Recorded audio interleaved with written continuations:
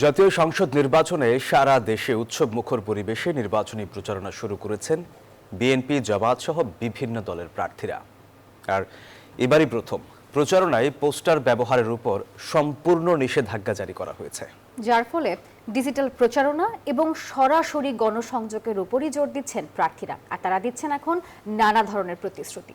তবে ভোটাররা চান সৎ এবং যোগ্য প্রার্থীকেই এবারে বেছে নিতে। বৃহস্পতিবার সকাল থেকে উৎসবমুখর পরিবেশে প্রার্থীরা নেমে পড়েন প্রচারণা ও গণসংযোগে। ভোটারদের দাঁড়ে দাঁড়িয়ে গিয়ে দেন নানা প্রতিশ্রুতিও। রাস্তায় ঢল নেমেছে। এমন একটি সুন্দর সমাজ আমরা গড়তে চাই, যে সমাজের মধ্যে মাদক থাকবে না, কিশোর গ্যাং থাকবে না। সাম্য ন্যায় বিচার প্রতিষ্ঠার লক্ষ্যে হাত পাখায় ভোট দেওয়ার আহ্বান জানিয়েছেন ইসলামী আন্দোলনের নায়েবে আমির ও বরিশাল 5 ও 6 আসনের প্রার্থী মুফতি সৈয়দ মোহাম্মদ ফয়জুল করিম। দুপুরে বরিশাল প্রেস ক্লাব থেকে আনুষ্ঠানিকভাবে ভোটের প্রচারণা শুরু করেন তিনি। সাম্য, মানবিক মর্যাদা, সামাজিক ন্যায় বিচার প্রতিষ্ঠা করার জন্য ইনশাআল্লাহ আমরা হাত পাখা ফুটিয়ে ভোট দেব। নির্বাচনী প্রচারণায় মাঠে নেমেছে রংপুরের 6টি আসনের প্রার্থীরা।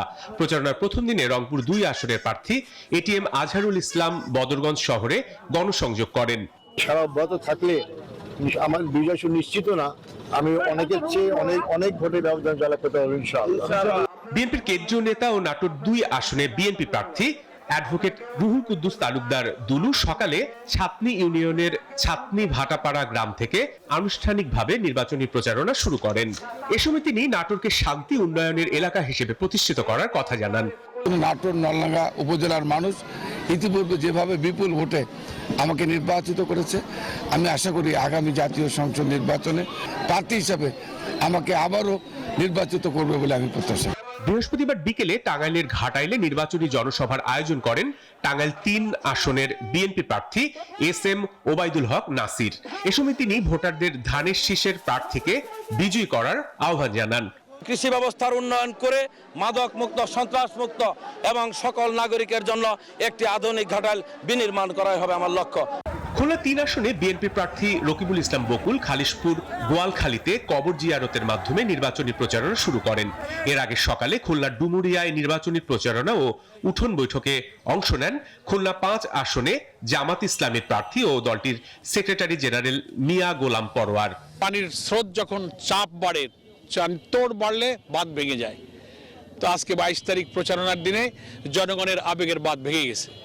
এদিকে ফেনীর 3টি সংসদীয় আসনে আনুষ্ঠানিকভাবে নির্বাচনী প্রচারণা শুরু করেছেন বিএনপি, জামাত, এবি পার্টি সহ বিভিন্ন রাজনৈতিক দলের প্রার্থীরা।